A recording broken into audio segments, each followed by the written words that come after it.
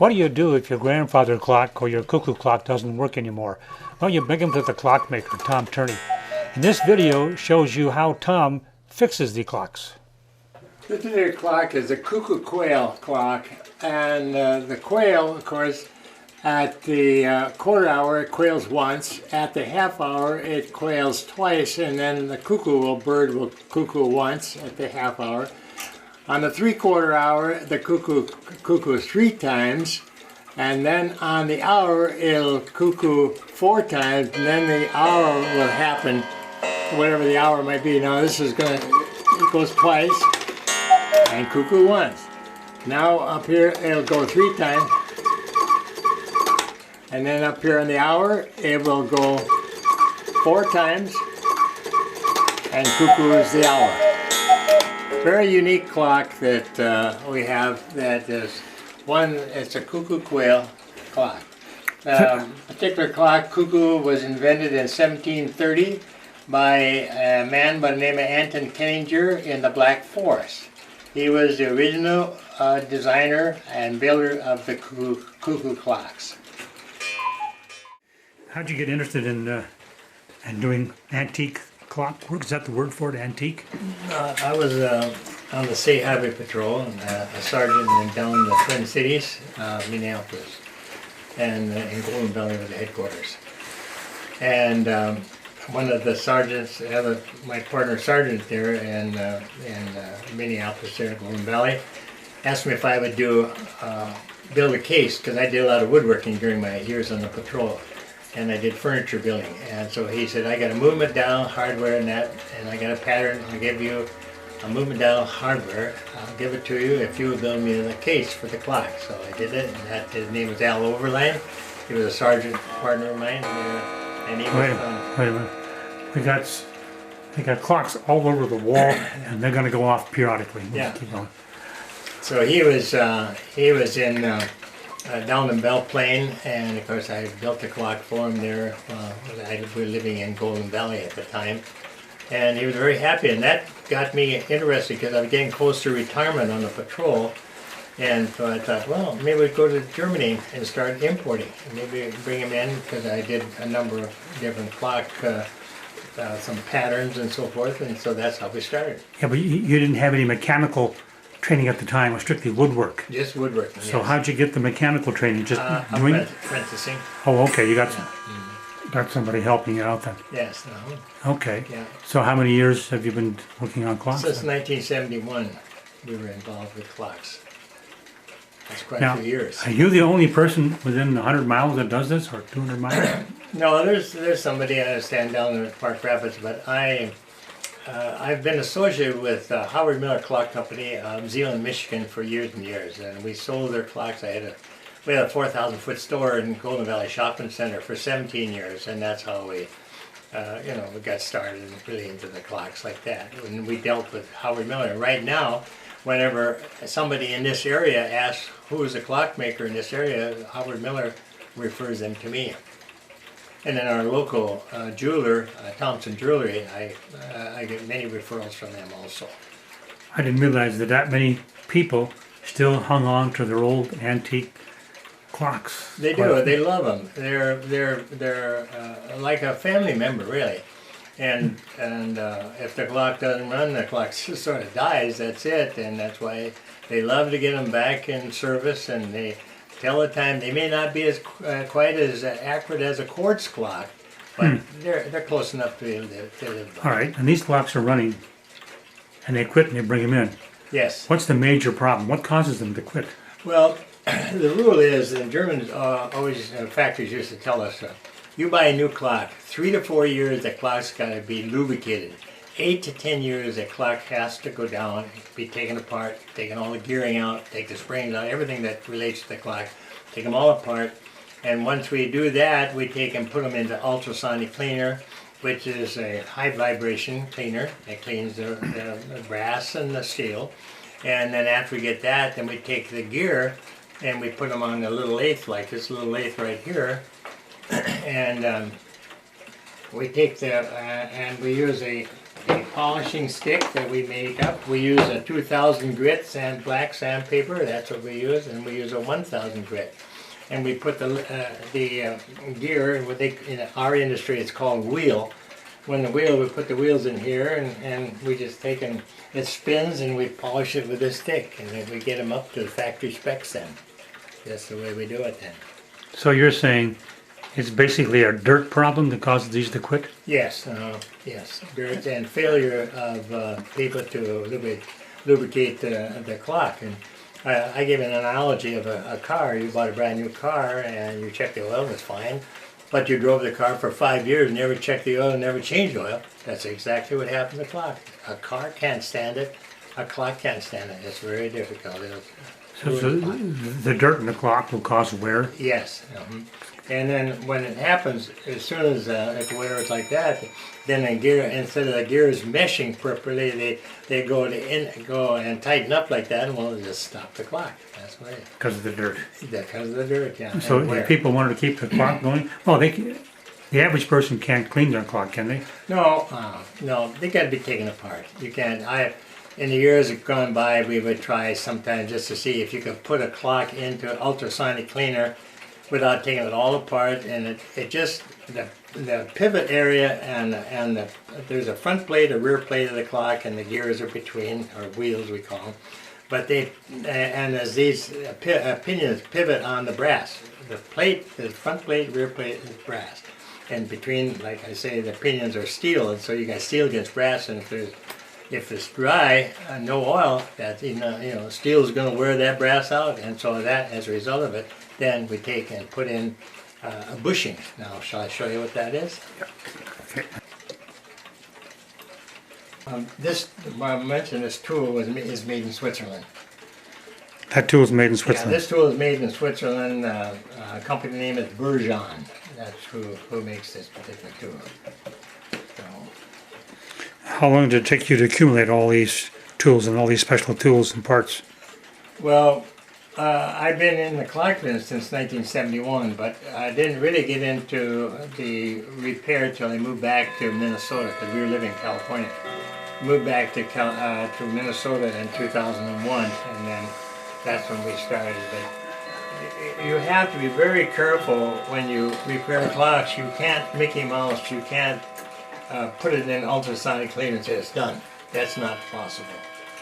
Anybody who does that is not honest. You have to be honest with people, and you have to guarantee your work, and you do it the way the factory taught you to do or wants you to do. Okay, so it's basically a cleaning process that's complicated in the sense that you have to pull it completely apart. I got to ask this question. Yeah. When you put it back together, you ever have any spare parts laying on the table? No, you have to re-identify, and we do it this way.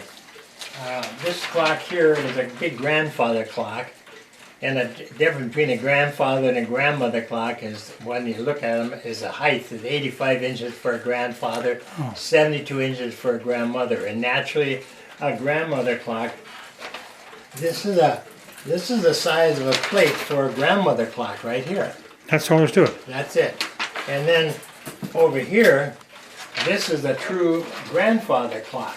And that's the size of it is for the grandfather clock. And then what we do, we are very careful. Everything has to be recorded, and everything's got to be perfect. It's got to go back perfectly, otherwise it's never going to run. And so what we do, we make a record. We get the customer's name, his ticket number, his address, the make of the clock. Did we ultrasonic clean it? Did we completely disassemble it? Were there springs in the barrels? Yes or no? Complete restoration, yes. These are the names of all the clock companies that were in Germany. And so we have all these, and then in miscellaneous will come up the Korean clocks. The Korean clocks are generally a 30-day clock, not an 8-day clock. I don't recall ever knowing about Germany doing a 30-day clock. They may be, but I've never seen one. What do you mean by a 30-day clock? You wind it once and you let it run for 30 days before it runs down. What's the problem with winding it too often? You're supposed to let it run down completely? Well, yeah, in an 8-day clock, you wind them once a week. That's all, see. Germans, the way they set it up, that you wind it on the 7th day of each week, and she's going to be kept up. Is there any problem with on some of these clocks winding it a couple times a day? Or No, you can do that if Oh. you wanted to, but Okay. you know, because I'll tell you, some of these clocks, especially 30-day clocks, are very strong, powerful springs. A spring for an 8-day clock, it runs about 7 feet, about 84 inches, like that. But a 30-day clock is about 10 or 12 feet. When we extend these clocks, because they have to be clean, these springs got to be clean and everything, when we extend them out, they're powerful. And they're dangerous, really. The 30-day clock springs are not really the safest. do you have special tools to hold the springs together? Yes, yeah. Do you have to unwind the spring completely? Oh, yeah. How do you clean it then if it's Then it unwound? goes into ultrasonic cleaner. When it's wound up, you mean? No, it's released. The power's off. In other words, see. The spring is sprung, in other words. Yeah.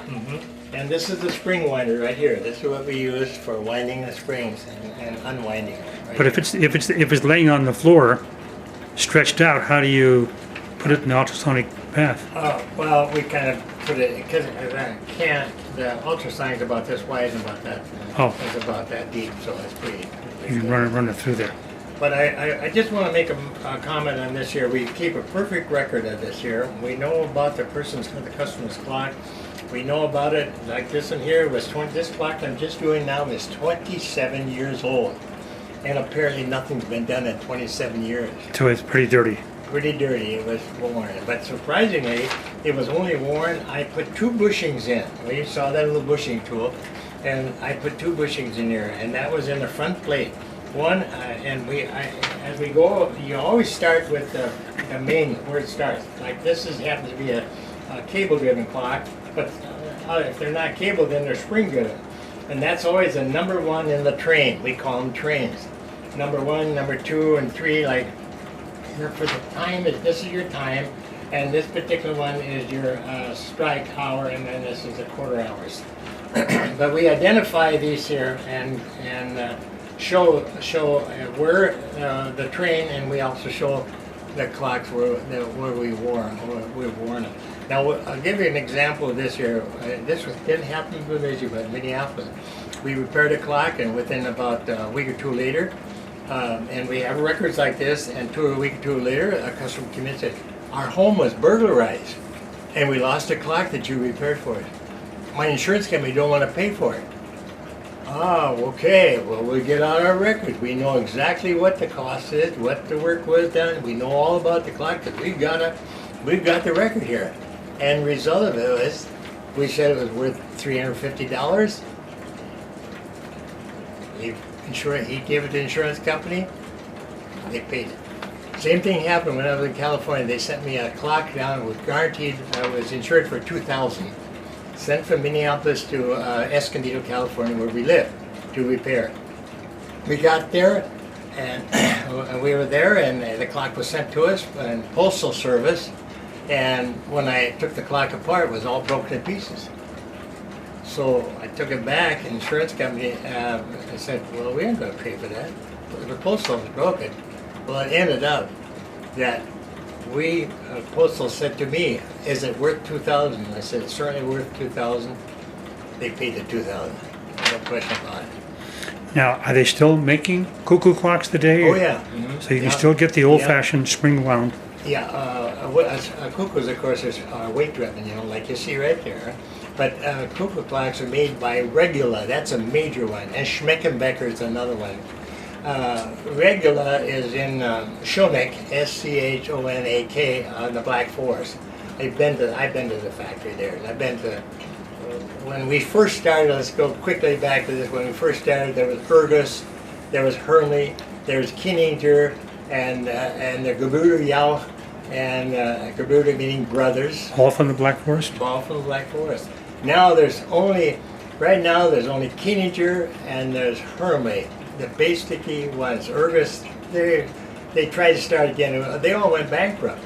Well, it ended up now that Howard Miller, about 7, 8, 10 years ago, Howard Miller found out that the company that supplied them, Kinninger, was the company, and that, by the way, this is the Kinninger movement here. Kinninger was going bankrupt, and Howard Miller said, we can't have that happen. Howard Miller's in Zeeland, Michigan. We can't have that happen. We got to go buy that company out. And so they went over to Aldingen in the Black Forest, went and bought out the complete company there of Keininger. And now, of course, by doing that, Howard Miller was safe, because Howard Miller, they didn't build the movement. All they did was build the cases, the clock cases. And it ended up that, they felt that, oh, well, we got to buy it. We got to buy the company if we're going to stay in business. Sure. And so that's what they did. Okay. Howard Now, Miller's a great company, a good kind. I've been with them many years. if you go around the Bemidji area, is there any store in town that sells these kind of clocks, or you have to order them directly or something? There's nobody. Thompson Jewelry about I don't know, a couple of years ago, they quit buying grandmother clocks. So I don't know anybody in Bemidji that did that. Do you sell, or you just repair? No, I just repair. Okay. So they have to go online if they want one of these I clocks. do sell quartz movements, you know, Yeah. and I have some very nice quartz movements that they have gone and designed quartz movements now with melodies that sound just like it. Beautiful, most beautiful grandfather clock. Now, at nighttime, you got probably 50 clocks in here or so, and they start going off. Do you hear them upstairs? No. You don't. You woken up. You close the door. Yeah, I always tell people, okay, you got a new clock, and you're going to hear it for a few nights. It's like living by a railroad track. Yeah. Okay. You hear it for a while, and then, oh, I don't hear that clock anymore. You turn it off.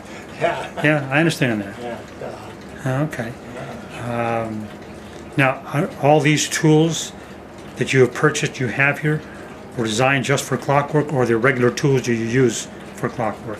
Well, this, of course, is Yeah. only for clockwork, but most everything else it could be used for other things too. I see you got a lathe here. Yeah, this is That the- means you have to make something. What do you Yeah. make on the lathe? Well, sometimes if a clock, if the gear, and I don't have, this is not a gear here for a clock, but this is right here. But if, like I said, there's a front plate and a rear plate, and between these gears sit between these plates and the pinion there and the pivot there on the plates there. But sometimes if a spring breaks, let's say for instance a spring would break, first thing it does, we always count the springs from number 1. The first spring is number 1, and then second wheel, third wheel, fourth wheel. They just follow right up the train. And what happens when a spring breaks, generally it will bust off the second wheel, the pivot. Just boom, it just goes like that. So then what we do, we have to put the gearing and the wheel on the lathe, and then we have to re-drill the shaft. Yep. And put a new pinion. And the way we do that a lot of times is we just take a very small, let's say for instance the pivot here, you use that end of the drill. Oh, hold it steady so I can see that. You Zoom in on it. we You gotta put it in there. this is over here like this here, and the gears here, and you got the pinion in here, and we come in here and drill in, maybe a 1/4 inch deep or whatever when you get.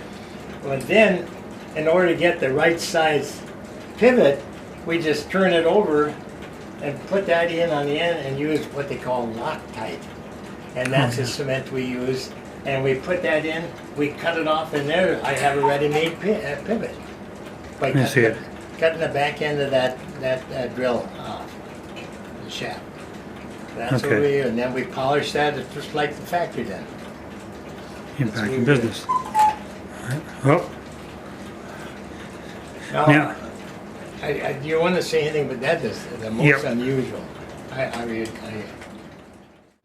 This particular clock is the most unusual clock that I've ever worked on, and it is so unusual. We have no way to knowing who manufactured it. There's no names on the clock, no names on the back of the dial, nothing at all in the movement, anything at all. But this is unusual. The unusual thing is, and we're working on this now, we'll be working on it, this gives you the seconds. That goes there, and the seconds there. 60 seconds.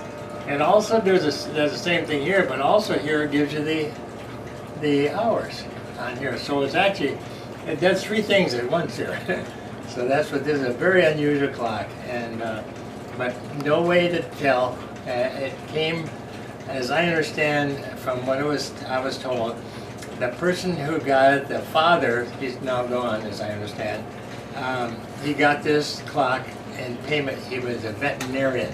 In order for them to pay for it, the people bartered, gave him a clock. That's how it came Now, about. because it's got just a big face on it, I make the assumption there's a big movement behind it, is it not? Yeah, it's at least 90 feet, 90 inches, not 90 feet, 90 inches. 8 feet, 8 and 12, 96. How about the movement behind? 8 feet, about 8 feet. The movement is right behind here. Okay. You want to take it? It looks like everything's missing from there. Yes, it is.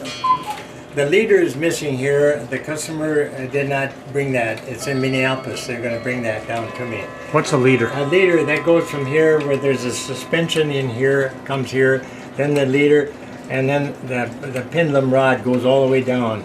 And the clock tick-tock. Now, tell me what a leader is again? What's it do? The leader does, it goes from the spring is about this long, sits right up here. Then the leader is that part that comes down and centers on this here, on this harp here. And then it hooks down here, the pendulum hooks below here. Now, I can show you what the pendulum looks like in a moment. Now, the clock that we just looked at right now, this is the pendulum. This is a pendulum ball, we call it, B-A-L-L, ball. This is particular, and it says right here, it's George A. Jones and Company, Cortlandt Street, New York. Cortlandt Street, New York. I know where that is. So the brass weights go in there? Yeah, and here's the weights here now.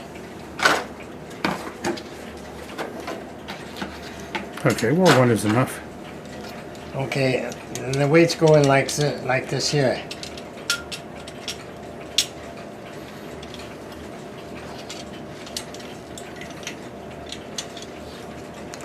Wow. And there's 3 weights that go in here. How much does the whole thing weigh when it's all open? It's about 15 pounds, something like jeez. that. Yeah, it's heavy. Now, why so much weights? Because it needs it for the... It needs it for the mechanism, the power. That drives the power, you know. Okay. Of course, this is a pendulum. This is not the weight that drives the clock. This is just a pendulum, but Okay. as it goes back and forth like this here, there's so much weight. There's a huge amount of weight on it. So, well. Now this is a good example of the pendulum working. Yeah, that's the clocks of today. That trips the gear every time it moves. Yeah. And then the weights supply the energy. The weights supply the energy. Yes. Now, how does it supply the energy? Keep it spring loaded or something? No, this is weight. There's heavy weight in lead in here. Yeah. Yeah. So, and of course, always like 3 weights. The quarter hour is here. This is the time train, and that's the strike train, like that. But the uniqueness about this pendulum right here, you see the brass steel. I don't know if you can see that, but that's a temperature compensating pendulum. So for temperature changes, that compensates for to give you more accuracy. So each rod is different. Yeah. One is brass, one is steel, brass, steel. Yeah, It's hard to see. I don't know if you can see it on camera now. Yeah, that's what they are. Now, this is in for... This, we've completely repaired this, and now it's getting ready to go back to the customer. You can see the chimes on it. Back there. Look at shine.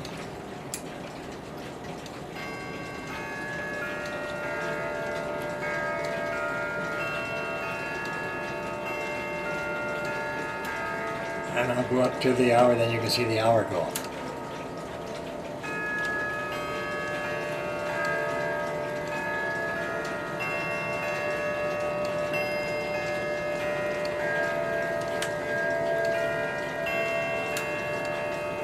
The hours on this side here.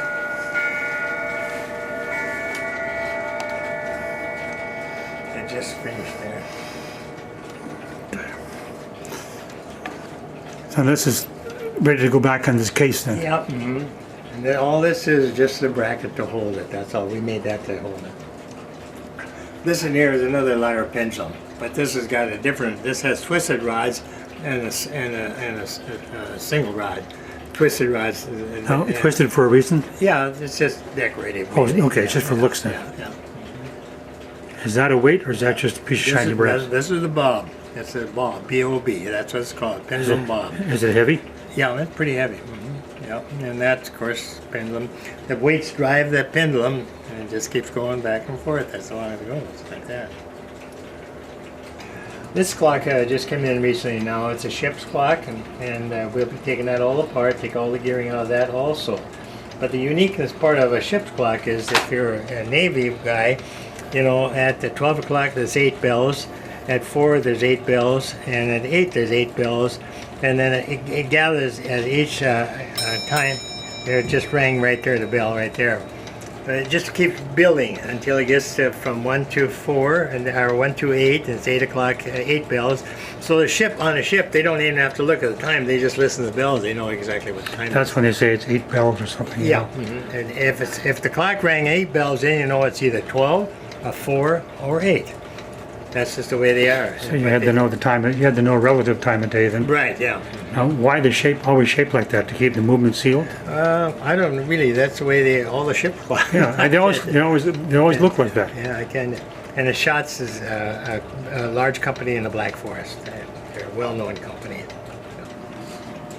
We mentioned about Kininger movement. This is a bell chime movement. It plays on all these bells. And this is the hour. So, and it has 3 different melodies.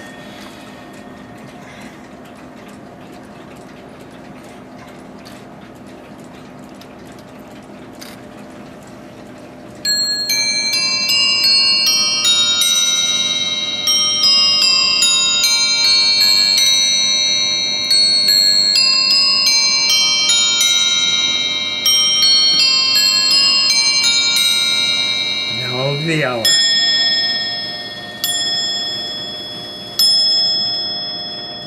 And this clock is used in a small bracket clock, you know, a shelf clock. That's what that particular move is used for. Now, what's the status of this clock? Is it done or ready to be worked on? This is yeah, it's got to be clean now. Got to take it apart, take it all apart.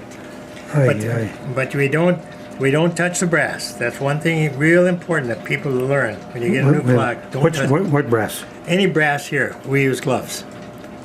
Yeah. Oil? You can do it this way. You're not going to hurt the brass. But we don't touch in this brass here. What's the oil from your body do to the brass? Yeah. Corrodes it? It corrodes it. It causes dark marks. Okay. It just goes right through and I've been in the factory in Germany when they spray the lacquer on these things. They spray it heavy lacquer, but in time and years, if your finger gets on the brass, it'll cause the brass to turn black in spots, and you can tell where finger marks have been in it. So, the other thing interesting too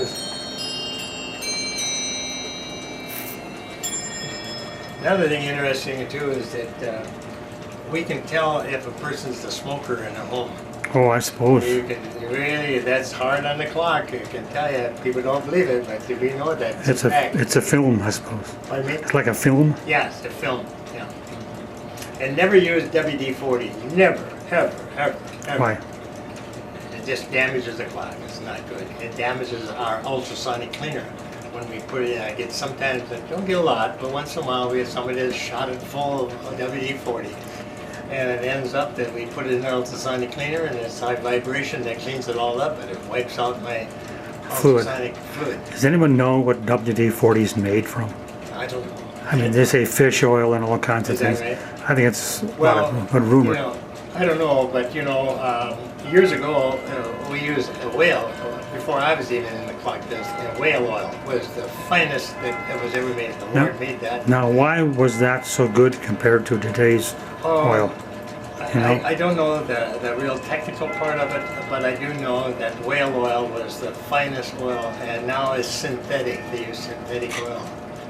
And they've designed, there's a company by the name of Tillich in Germany, and they designed an oil that once you lubricate the new clock with their oil, and then 4 years later you're going to re-lubricate the clock, because we always say, the Germans always tell us, once you buy a new clock, 4 to 5 years, lubricant, 8 to 10 years, it's got to be taken in, taken down, taken cleaned up and all that.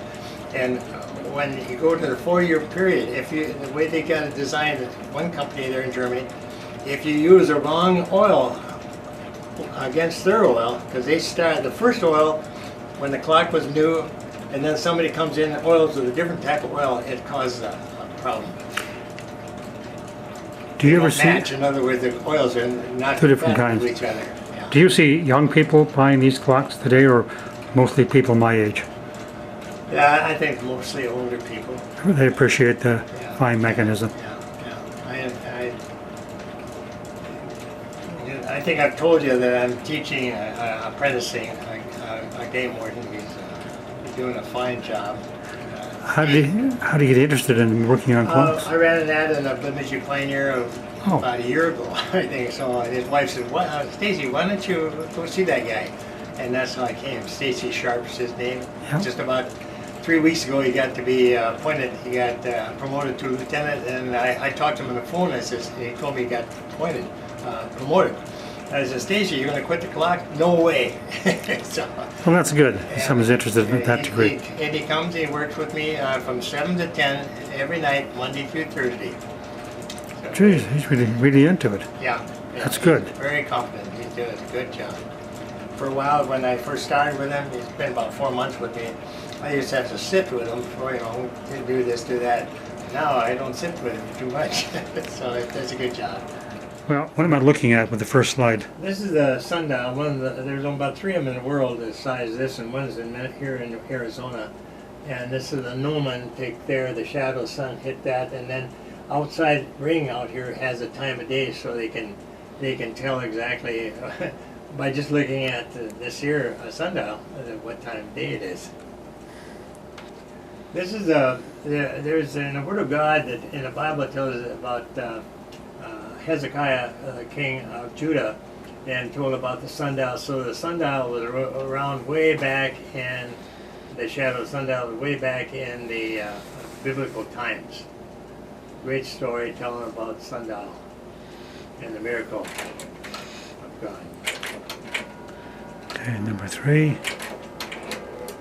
This is a clock that was getting ready. Now we're getting ready to take it apart. We just came in. It's real old. And when you see 2 winding arbors, you know that's a half-hour strike. The one on the right side there, that is for the time. You wind it for the timekeeping, and the one on the left, that's for the hour strike. Half-hour and hour strike. This is taking the hands off the clock. And they have a pin there. Then remove that. This is a movement apart, and of course the clock has got springs, and we hold. These are clamps that we put around this. Once we wind the clock up tight, and then slip these clamps on top of the springs, because these springs would blow up if you didn't have a control of it. So we put them on, and that keeps the springs from exploding. This shows the inside of the movement. These are the different trains. This particular is the time train. It goes from one wheel, like I said before, it's counted by 1, 2, 3. And this is the main wheel, the spring wheel, or the chain revving wheel, whatever wheel. That's always the first wheel. And then it goes to the second wheel, third wheel, and then fourth, fifth, and then up to the top, the 6th wheel. This is the escape wheel on top. And this is the time side here. And it goes from this wheel here, this and there, and that tells the different hours. This is mentioned before. This is the way we record. We have a perfect record. If somebody ever get a clock, comes in for repair, and we find that it was been stolen or something, we can tell right away who's the clock and all about the clock. We have a perfect record of it. And this is what we do. We show the customer this. That's a number, and we don't Mickey Mouse. We do things the way Germany wants you to do. Mm-hmm. That's the springing up. We were bringing up. This is the binder. This is holding the spring, and this is the spring winder. And then we have to take this here off, and then we release the whole spring, and that's when we can get into cleaning the clock. And there it's off. Now we're going to get ready with a spring winder. We have full control of it, and then we just carefully let it go because there's a lot of power in there. and you can't be can't be too careful with them. And that's where the power is all left off. That's how it is. And that's why they go into ultrasonic cleaner like that. Okay. And this is where it was torn here. It would have broken off. It didn't get broken off when it came in for repair. This was torn here, and what would have happened if they would have left it? If we would have left it back like that again, it would just go. That would break, and then would break damage inside the movement. And so we heated this up, and then we cut, made a new hole there, like, and then we filed a new hole, and that's what it is, like that. That's the ultrasonic cleaner we use for high vibration, very special equipment and special solutions that we use. There, it's in the ultrasonic cleaner. That's what it looks like in there. But it's all got to be submerged. I was just pulling this out. That's what we're doing. And this is now, after we pull it out of the ultrasonic, we wash it all off. After we get through that, of course, then... What's in the ultrasonic cleaner? It's a specialized material that's used for cleaning metal. Like Okay. That. Yeah. If you let it be in overnight, generally it takes the brass and really shines it up. You know. And this is what we lay it out, and we take pictures of this, so we let people know we don't cheat people. We are very honest with them. They know exactly what we've done. There's not any kind of a one-horse deal, so to speak. And this is where we put this. This goes in the ultrasonic cleaner like that. This particular, normally we never do this, but this one here was soldered on. We couldn't take it out, so we took this here and put it in. And after we got it out, got it all dry, we drill this out and put a new hammerhead, new leather in. And that's a dryer that it's a kind of unique. I wanted this better than you could commercially, so I just took a regular toolbox, cut the end out, bought an excellent dryer here, and just poked it in there. That's how it works. And this is where a guy didn't know how to do, this came into my shop, and these here hammerheads are all melted, so they're plastic, and the guy didn't know that whoever was doing the repair, not our people, but somebody else that before it came to me, somebody had put it in there and ruined all the hammerheads, so we had to put all new hammerheads in there. That's just because they didn't know how to handle the clock. That's a little lathe that we use, a Unimac lathe, and this is where we polish the pivots. And that's where this is the pivot. That's what we're doing there now. We're polishing the pivot. And that's another scene. And again, we make our own pivot sticks. We use a 1000 grit black sandpaper, and we finish it with a 2000 grit. So it's highly polished the way Germany wants it. And that's a bushing tool. It's a Bergeon bushing tool. It shows that this is the plate. Could be either front or rear plate we use, and this way we determine if there needs to be any bushings put in. This is a bushing tool we use. It's a very, very unique tool, and this tells us once we determine what size the bushing that we need, then let's see, maybe we can see it here. If it's one like this here, it's a number 4 and a L7, and it tells us so we know exactly which one to go with. And that's where we're checking it there, right there now.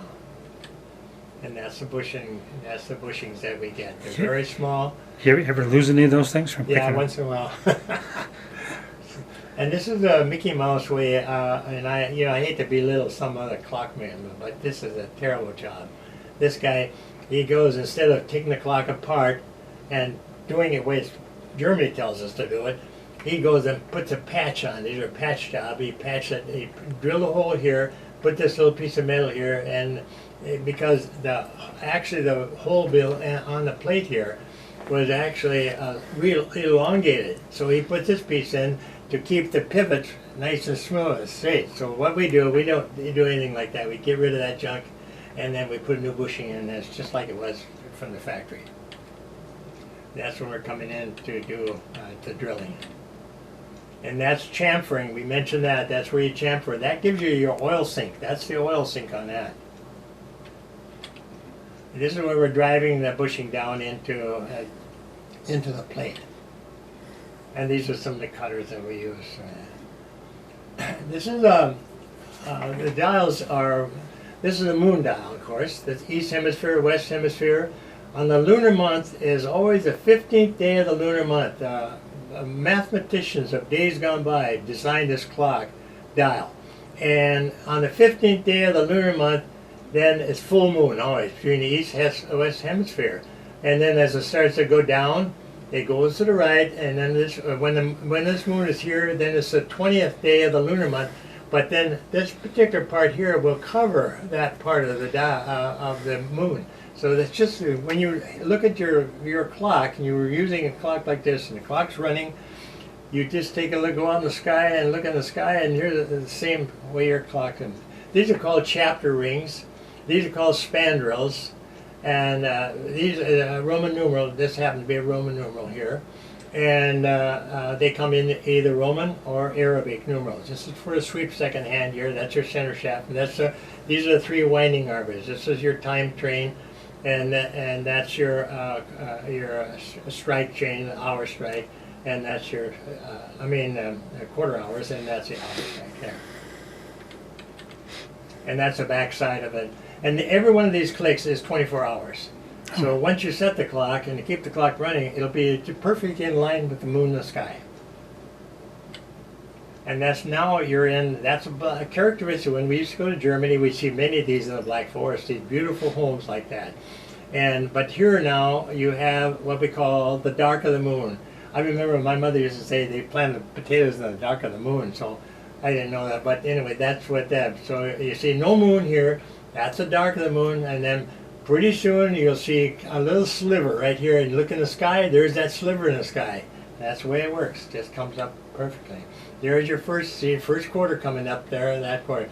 It's the 5th day of the lunar month, and again it comes larger here, the 10th day, and on the 15th day of the lunar month, it's full moon. And then there's your full moon, and then now it's waning. See? If you look in the moon in the sky, you would see just that. This is all dark. That's gone. But you'd see just a sliver. That's what you'd see on that particular. And that's a double onion church there in Germany. This is where the lack of oil burned off that end of the pivot. This would have a pivot out of there, and that was actually worn off. So we had to drill this out, make a new pivot, and then the clock was fine again. This is where the clock was failed. They had failed to lubricate and see what happens here. The winding and all this brass. See, it's all worn down. And that's again a case of no oil, no lubrication. That just wears them to death. And that's the way we live. We use hypodermic needles there to lubricate the clock. This is a case where the man brought the clock in and the dial like that, and I said I can redo that, make it look like brand new. And so here we go. I stripped it all off there, and there's the dial. I completely did it over there. I had a company over here in Bemidji that does screen printing, and they did a wonderful job on that for me. And that's the clock there after we finished working on it. There's some scenes of this happened to be a beautiful cuckoo clock here. We get a lot of different types of cuckoo clocks in here.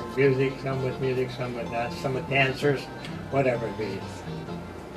And these call these sort of a wag on the wall. The pendulum is swinging back and forth, and that.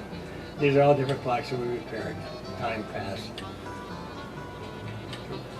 And we get cases in here where they're all beat to pieces, so then we restore the cases also.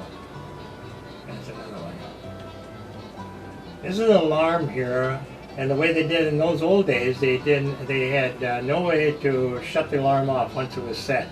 So what they did, they turned this disc. This is the hour hand here, the short hand. The long hand is the minute hand, and this number here. This you see 2, 3, 4, 5. Let's say they want to get up at 5 o'clock in the morning. This the 2, 3, 4, 5. You turn this disc so the 5 lays under the short hand, the hour hand. And once that's done, then you wind up this here. This is your key wind here. And then at 5 in the morning, this thing goes off like a fire alarm. And this bell here, it hits this bell, and it just keeps, you can't shut it off. It just keeps ringing until it's all done. That's all.